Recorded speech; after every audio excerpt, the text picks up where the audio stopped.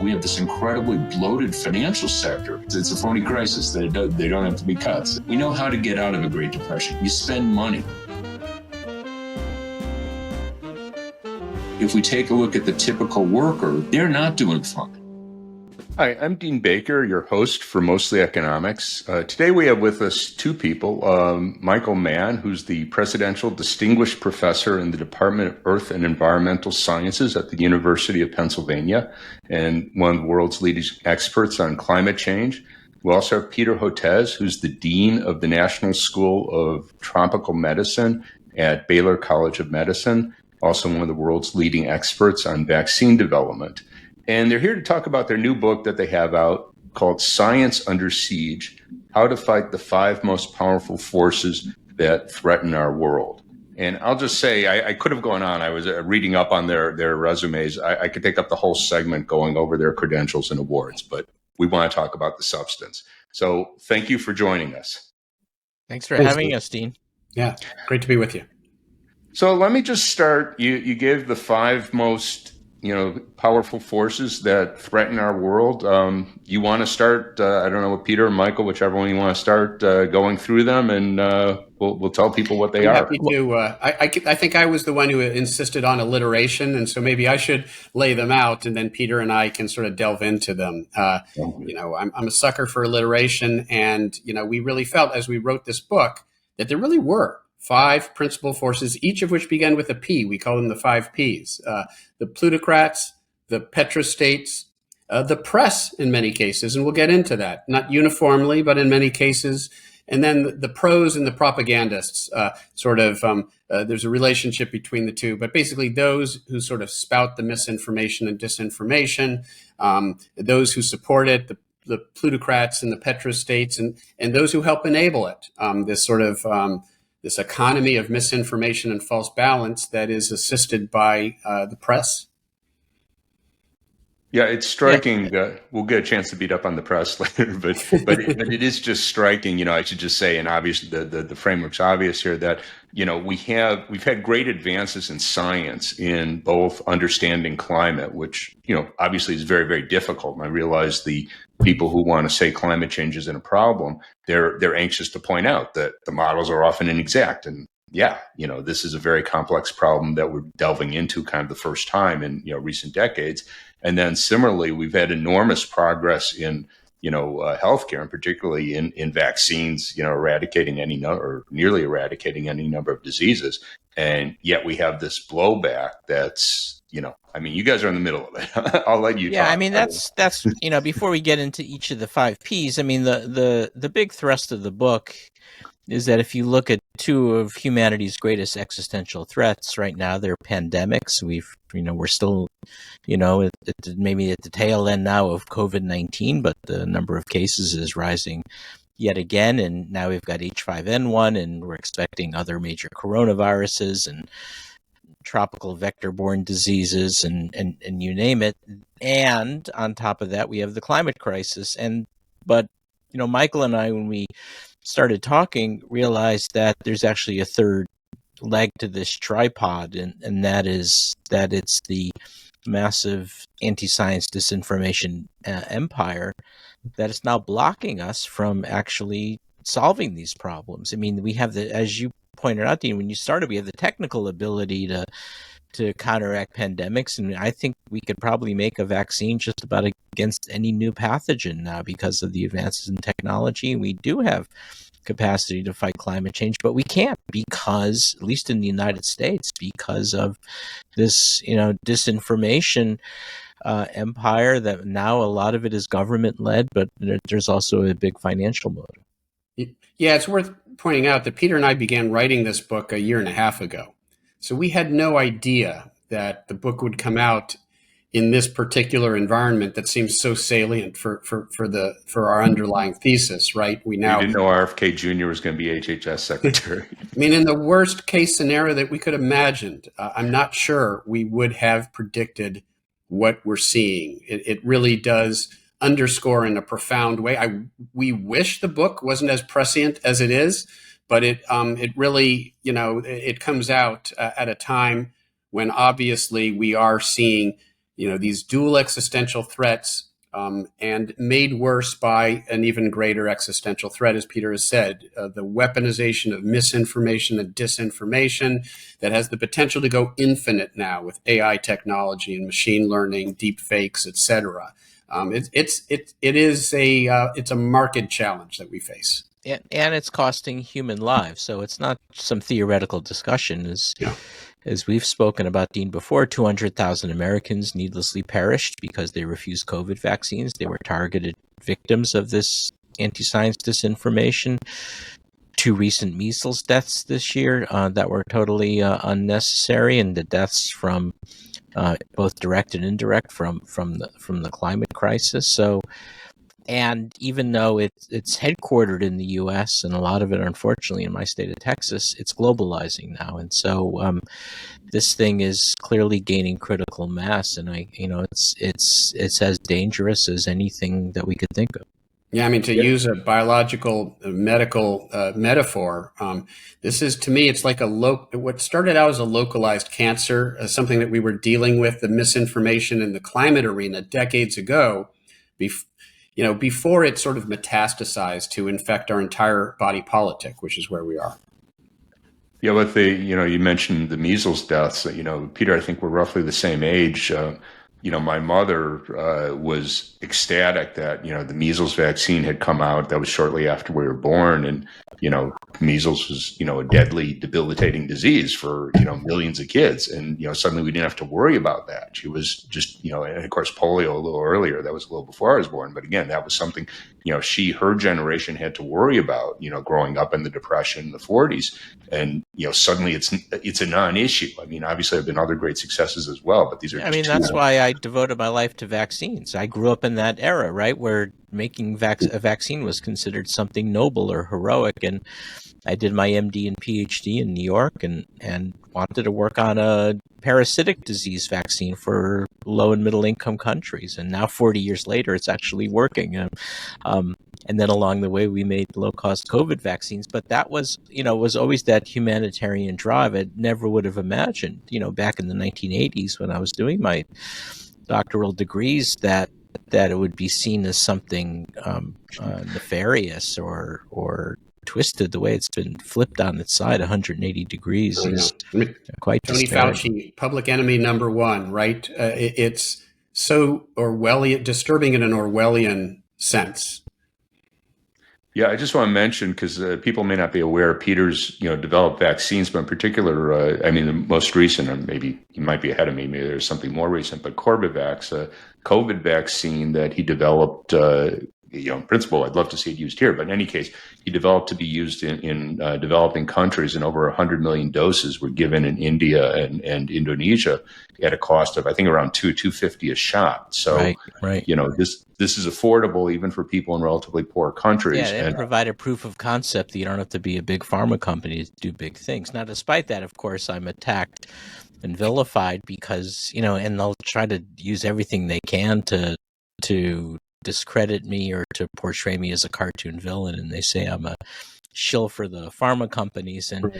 And Dean, you're always the first out there to tweet, wait a minute, it's the opposite, right? He actually figured out how to bypass big pharma companies. So I immediately retweet that as soon as you put it out there. Never let the facts get in the way of a good smear. That's sort of their philosophy, right? Yeah. But that in itself is interesting, right? I mean, why are both Michael and myself being smeared like that? What's the reason for the smear campaign? It's not enough just to target the science, but the need to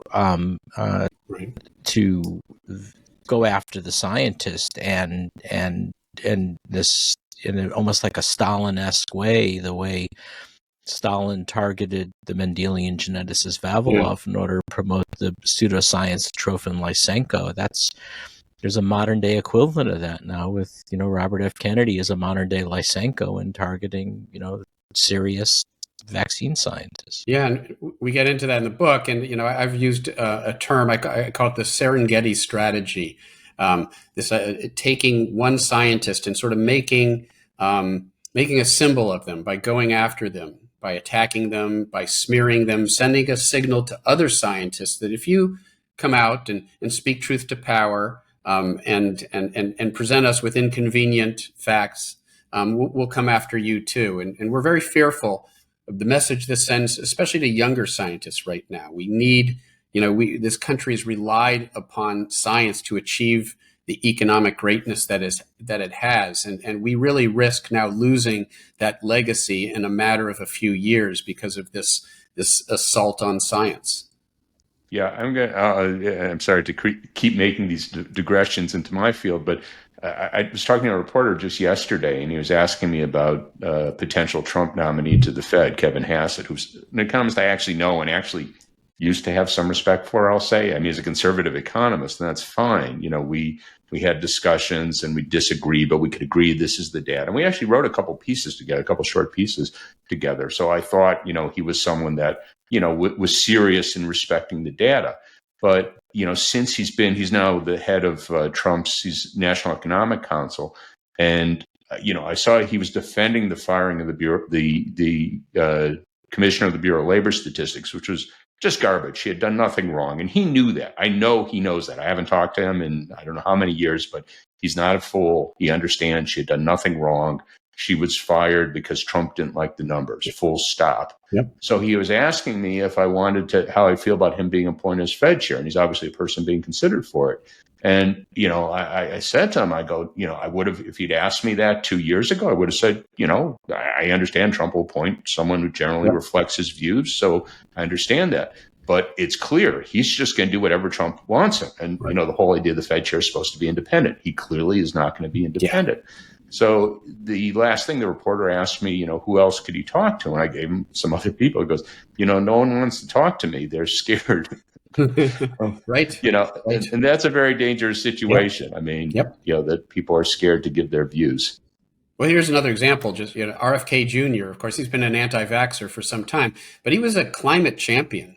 He was an environmental lawyer for NRDC. Yeah. I used to do interviews. He had a radio show.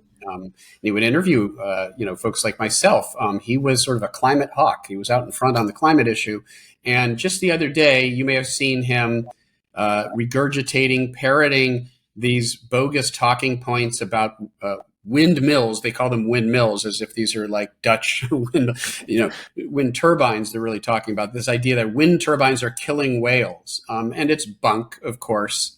It's anti-science. It's nonsense. And it's part of a narrative that the fossil fuel industry and these other bad actors want to perpetuate, this idea that clean energy is a threat. So he went from being one of the great champions of clean energy and climate to being one of the villains now on the other side.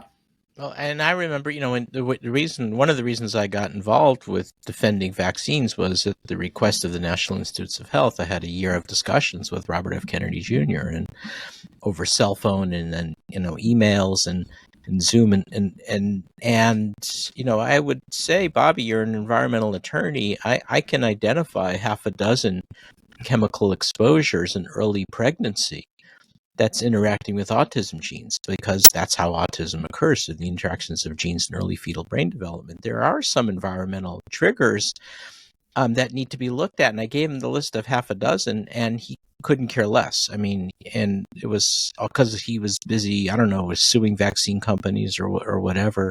He had this fixed belief that it was something that occurs after birth and had to be due to vaccines, despite all the science pointing the other way. And I even said to him, Bobby, you're an environmental attorney, man. This is your moment. Yeah. This is, you should be all over this. And he couldn't care less. And that's when I realized there was not about the agenda facts there. Yeah. It's about the ideology.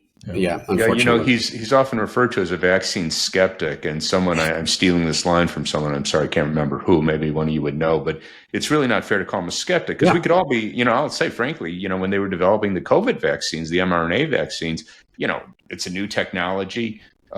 We had Donald Trump overseeing it, so frankly, my wife and I, who's also an economist, we were worried. We're not medical experts, but we could read, the results of a study. So we were reading them closely, and we were prepared, okay, are they going to, bring this forward before they have good evidence that it's safe and effective? And, we read through that, and we read the studies, and it was clear, it was overwhelmingly effective, and, very few cases of adverse, mostly sore arms, which that's the way Right. it goes. So we were delighted to get the vaccine, but we approached it from a standpoint of skepticism, whereas, Kennedy's not interested in the data. So he's more appropriately called a vaccine denier because he's not. That's exactly. We have the same thing in climate, right? These people want to call themselves skeptics because skepticism is actually a good thing in science. As part of the self-correcting machinery that Carl Sagan so eloquently talked about. And so they want to brandish themselves as skeptics when they're nothing of the sort because their skepticism is one-sided, rejecting overwhelming, evidence based on the flimsiest of arguments that don't hold up to the slightest bit of scrutiny. And that's not skepticism, that's contrarianism or denial. Well, maybe I should let you go through the 5 Ps, since that's the title of your book or subtitle. So maybe I should let you go through Peter, the 5. Peter begins with P, so let's let Peter start out there. Yeah, so the first one on the list are what we call the plutocrats. These are wealthy individuals, and we talk about the history of plutocrats and their involvement in science, both good and bad. So, for instance, I went to Rockefeller University for my MD PhD and talk about a plutocrat, right? And he was also, along with Vanderbilt and Carnegie, considered one of the robber barons in the Gilded Age. And so, mixed track record, but also used their wealth to create Vanderbilt University and Carnegie Mellon University and the Carnegie Institute and museums and Rockefeller Institute for Medical Research, Rockefeller Foundation. But it's this newer generation that has turned so dark, and one of the examples is the Koch brothers. That and Michael can detail their role in climate denialism, but also even with supporting an institute called the American Institute for Economic Research at Great Barrington, Massachusetts, that hosted the Great Barrington Declaration, which was a complete pseudoscience monster that said, let all the young people run around with COVID so we don't slow down the economy and the price of oil doesn't fall, and then just squirrel away grandma and grandpa somewhere in the closet and shove Swanson's turkey TV dinners under the door, and it never had any grounding in science, and yet they were out there night after night on Fox News. But that was an example of the Koch involvement. The crossover between the attack on climate science and the attack on biomedicine, and of course Elon Musk would be the prime example of someone who started out, very running science-driven organizations like SpaceX and Space City and Tesla, clean energy, and Tesla Solar City. or Neuralink, and then deciding to turn Twitter into this monster that we call X, that is kind of the bastion of science denialism and attacks on science and others of that, and the damage that they do, not only directly by supporting those kinds of things, but indirectly by creating think tanks that will launder data or to their specifications and use it to justify attacking science and scientists. So there you got, they're the plutocrats who, provide the funding for a lot of this anti-science disinformation, create the infrastructure, and, the Great Barrington Declaration is almost a textbook sort of op of the sort that was used in climate decades ago. The Oregon petition, a bogus petition that sort of had the appearance of authority. This is an old tactic. So those are the plutocrats, but then we've got the petrostates, countries who, authoritarian regimes typically that derive most of their economy from natural resources and fossil fuels in particular. And Saudi Arabia is an obvious example. Russia is an obvious example as well. And we can understand their politics and the efforts that they've made to pollute sort of the public sphere and social media with climate denial, misinformation, and disinformation. We can understand their motives purely from that sort of fossil fuel driven economic agenda. And, the United States now, we argue, under the current administration, must be considered a petrostate as well. All our politics right now fundamentally driven by this alliance between our government now and the fossil fuel industry and the this leading agenda producer of in the increased world. extraction. Sorry. Yeah. So and there, with the petrostates attacking climate science and climate scientists, it's abhorrent, but you kind of understand it, right? It's a straight on for-profit motivation. The head scratcher, the one that we try to unravel, is why then would those same nation states want to attack biomedical science or vaccines, and in which Russia clearly has done, and some of the others. The one exception was actually Saudi, which has, and this Michael and I went back and forth what to do about Saudi Arabia, because as bad as they were attacking climate science and scientists, on the biotechnology front, generally pretty good. So that was perhaps the exception. But why would the MAGA movement, why would the far right want to attack vaccines, and biomedicine, other than this concept of health freedom, medical freedom? It was a rallying cry. And you saw it begin at the CPAC conference of conservatives in Dallas in 2021, right as the Delta wave was taking off, and their zeal to push back against vaccine mandates, which you could kind of understand. You got, people like Representative Matthew Cawthorn in North Carolina, and say first they're going to vaccinate you, then they're going to take away your guns and your Bibles, and you kind of roll your eyes and say, "Oh my God!" And your automobile and your hamburgers, yeah. And it's the same rhetoric, isn't it? But then they brought on all the most toxic anti-vaccine activists to discredit the safety and effectiveness of vaccines, and then Fox News did the same. You had Tucker Carlson, Laura Ingraham, Sean Hannity railing against vaccine mandates. Okay, I don't like it, but I sort of understand the libertarian philosophy. But then they too would bring on all the toxic anti-vaccine activists to discredit vaccines, and Joe Rogan, the same, then started pushing ivermectin as an alternative to vaccines. So if you're living in rural conservative part of the country and watching Fox News every night or Rogan podcast, you kind of bought it. You bought the farm. You went down that rabbit hole and made an executive decision not to get vaccinated based on what you were hearing, and you paid for it with your life. 200,000 Americans perished because of it.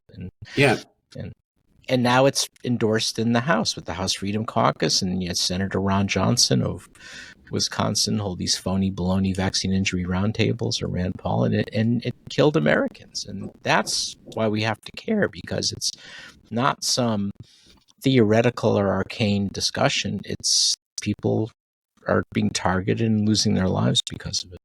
A quick follow-up on something, Peter. I think the evidence supports us that people who get vaccinated are much less likely to have long COVID, which has turned out to be a ongoing problem for, I guess, millions of people.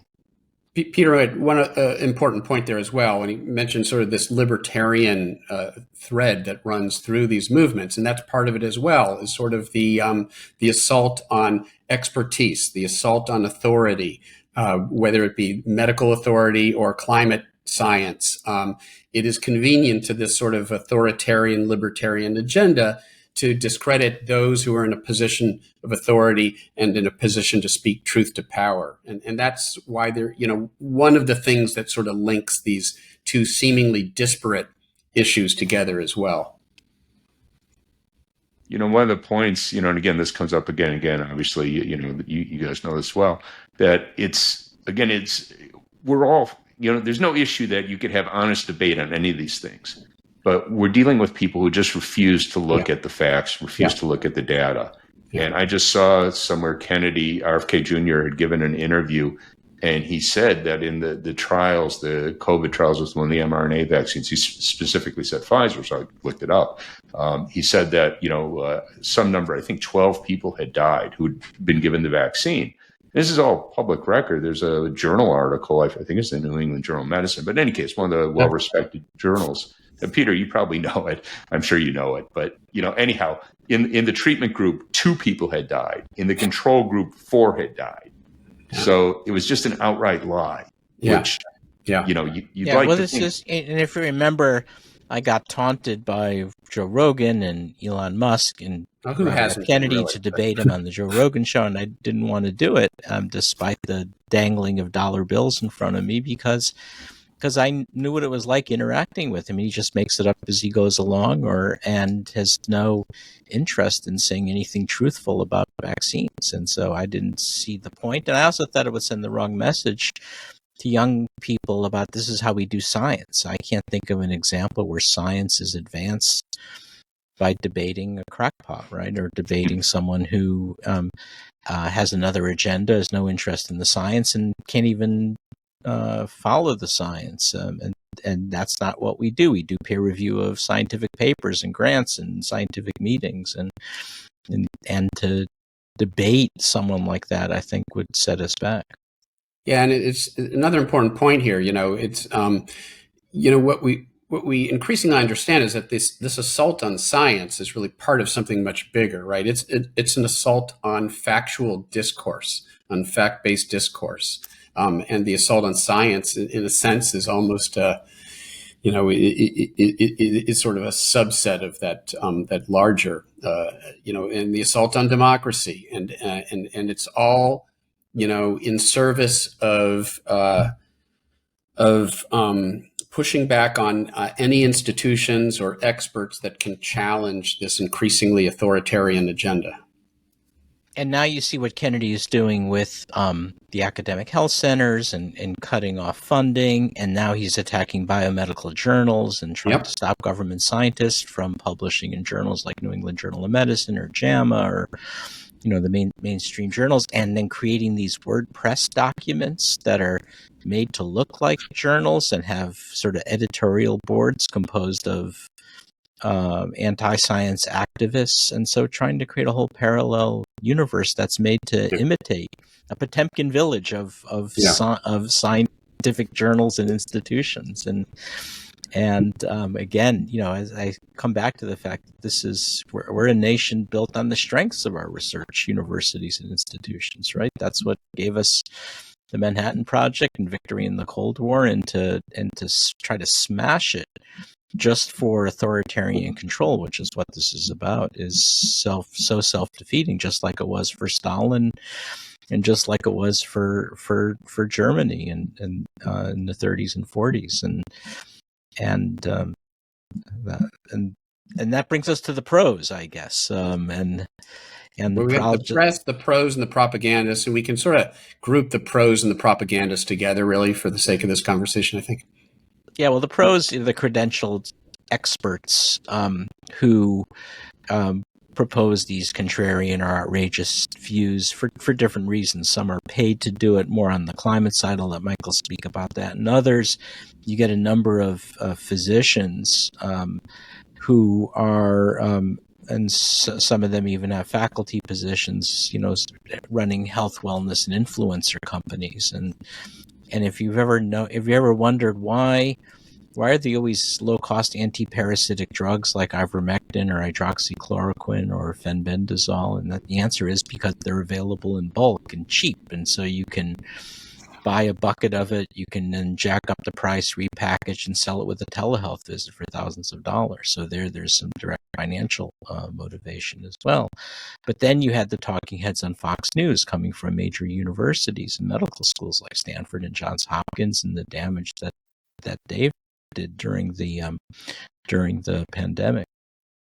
Yeah, and the same thing in the climate arena. You have these individuals who have seemingly credentialed. They're often faculty members at a university, or they have some sort of scientific credentials that can sort of be laundered to grant a level of authority to them that they don't actually merit. And they go on to Fox News, or they write op-eds in the Wall Street Journal attacking the science of climate change, attacking clean energy, and they're paid to do so. And the propagandists are the ones who are actually doing that anyways, and not necessarily getting paid for it. But together, they're sort of the, if you will, those are sort of the gears of the machine. They're the workhorses. They're the ones who actually get the misinformation and disinformation out there, be it as trolls on social media or as talking heads on cable news.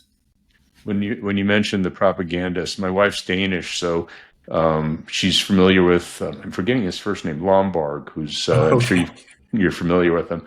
I've read some of his stuff, partly because, not that she believes him, but she recognizes he's an important voice. He was given some position. The conservative government was in power about 15 years ago or so, and they gave him some position that I think he still has, a university position.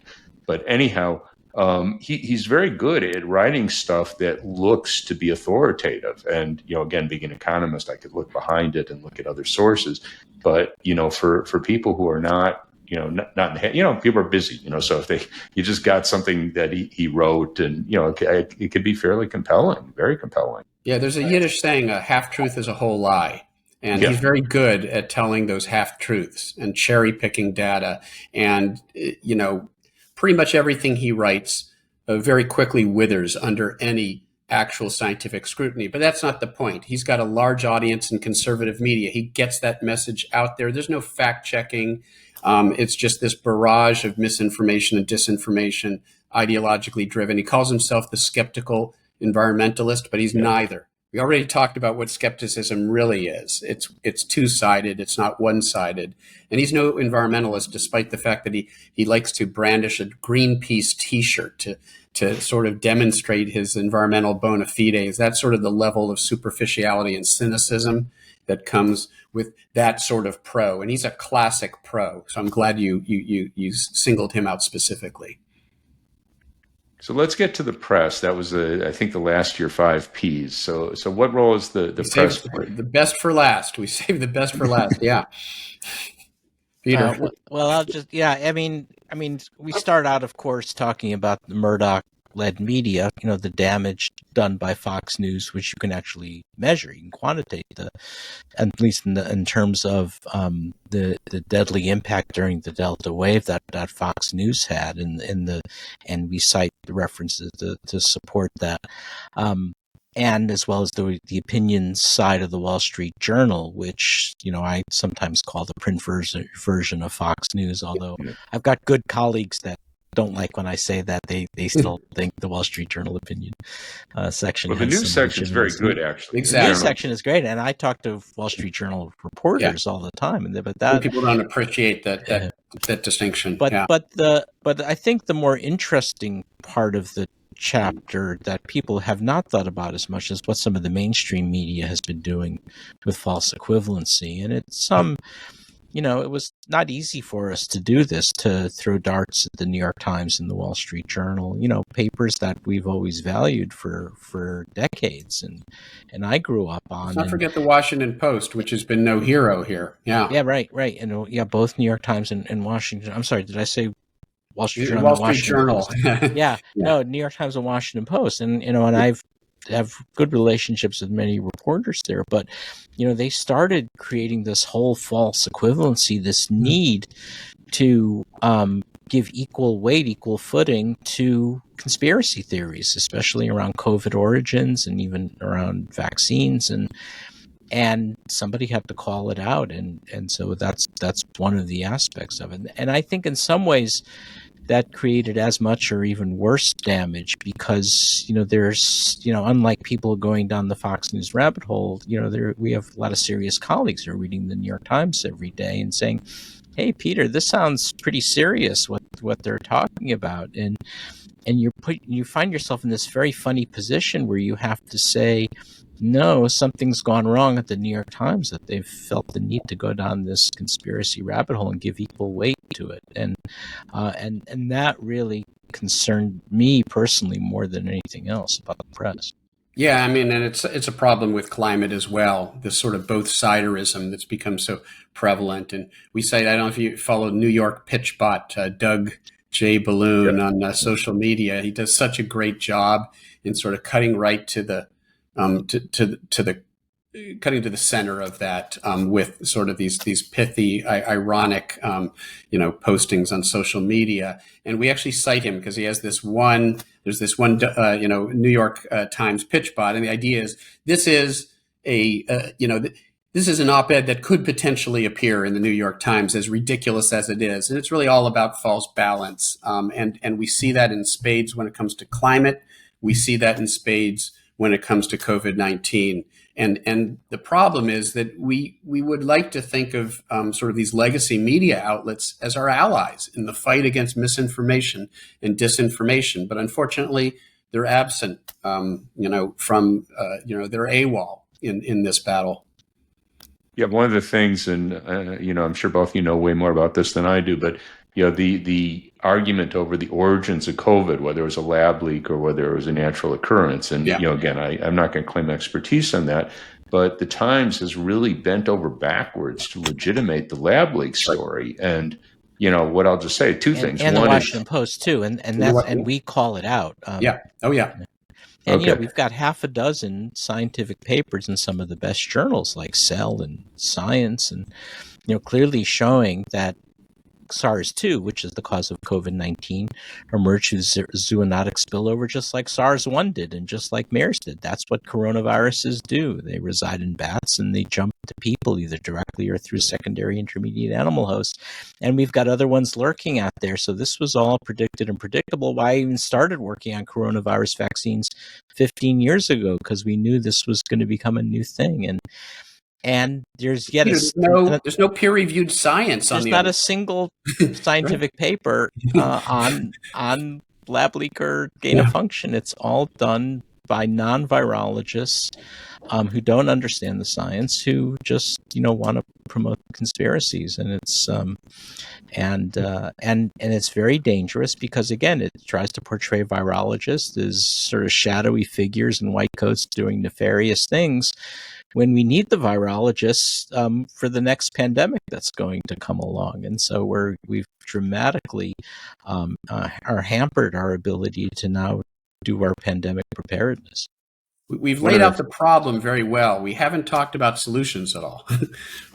Well, I'll give you, let's talk about that. We got some time, it's your time, so, we have some time. Let's talk about solutions. It's always important to do that. If you leave people with nowhere to go, that just, that feeds the agenda of the other side, disengagement. So we have to provide a path forward. And we do that, I'll just say the big picture is that we have to reclaim our politics. We have to turn out in elections. We have to vote in politicians who will support science-based discourse, science-based policies. All of these things, we're in the predicament we are in right now, largely because of one very consequential election. And some of the damage can be undone, and a lot of the damage can still be undone in the long term if we get back on the right road. That requires all of us participating in the political process, pushing back against the misinformation and disinformation, speaking truth to power. I could go on and on. Peter can talk about some of the specific recommendations that we make. Well, I think an important one is that we need to have the scientists be more visible, and I think by what's happened over the years is the research universities and especially the academic health centers, the big medical centers, have been very reluctant about giving a voice to physicians, physician scientists, and scientists because they're so intent on controlling the brand of the institution and being competitive in that healthcare space.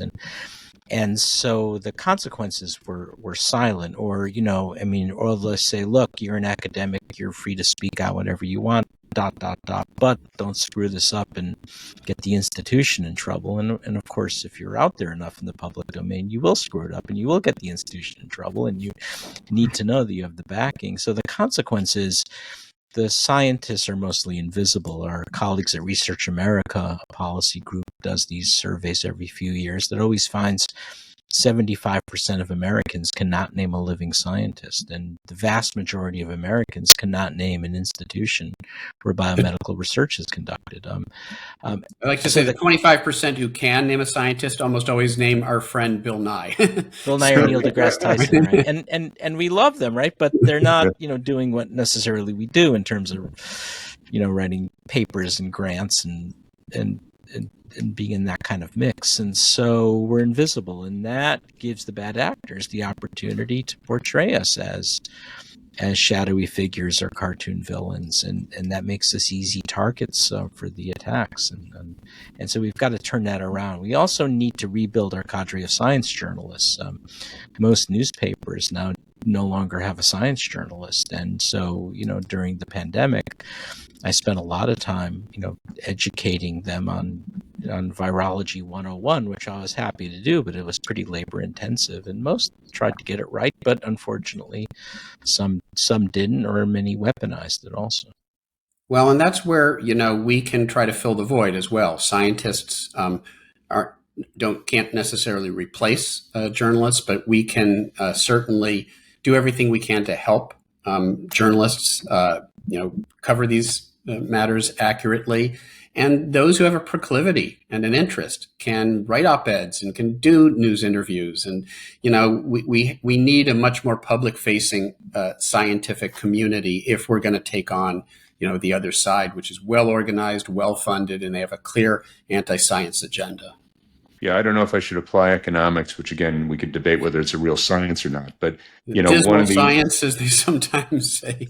Yeah. Yeah. So, but one of the issues, I would say it's been a while since I was in economics grad school or even in an economics department, but it was really looked down upon, and when people were very visible in the media, so it wasn't, you're evaluated on how many professional papers you got, how many papers you got in top journals, and maybe it was okay if you were also being quoted in the New York Times and other news outlets, but it wasn't like something you really did for your job. That was like your spare time activity, like you were a skier, or it wasn't. Whereas I really do think it's important, for economists, for climate scientists, for epidemiologists, that they do talk to the media, and and again can talk in ways that makes sense, because again, we all have expertise in different areas, and we could be really obscure if we want to be, but that's not how you can communicate with the public. Not that they're stupid, but they're they're doing things, and they're going to listen to you for maybe a minute, and you have to make sure that in that minute you're saying something that makes sense. I'm trying to remember, is it Wofford's? I'm trying to remember, there's a University of Michigan economist who's often on MSNBC and cable news. He does a really good Justin. Very good. Justin Wolfers. He's very, very good. Yeah.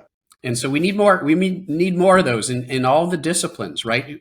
That we can take, academic research, scientific research, and break it down in a way that's accessible to the public, because the other side is doing a very good job in bombarding them with credible sounding, convincing sounding misinformation and disinformation. We need to be in the battle.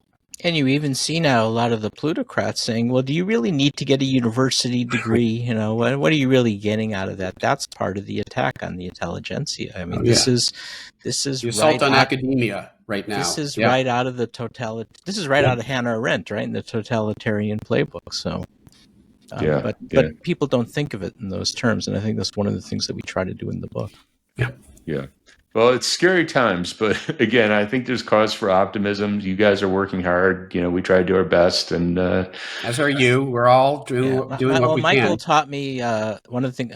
Michael taught me many things while writing this book, but one of them was this concept of doomism, that and the damage that doomism does. That if you just throw up your hands and say we're all doomed and there's nothing we can do, that's almost as damaging as the attacks on science. And so we call it out a fair bit, and I think he's right. I think that's one of the things that I pushed hard now in my more recent papers is that's not enough to wring hands to say, okay, there are going to be cuts to government science, that's for sure, but there doesn't mean we have to just go away or move to France. There are still things that we can do that are very positive and meaningful. Amen. I like to think the truth still matters.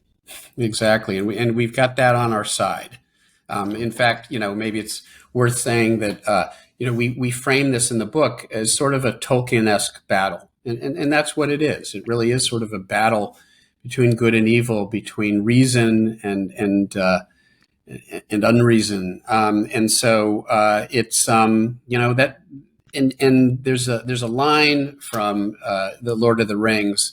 That we draw upon, that is, there's some good in this world and it's worth fighting for. And I think that should be our mantra going forward.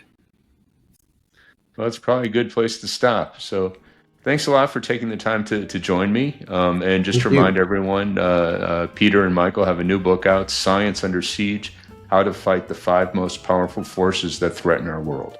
So thanks for joining us. Thanks so much, Dean. It was great. Thank you, Dean. Appreciate it. If you like what you just saw, please help us out by liking us and subscribing. Thank you.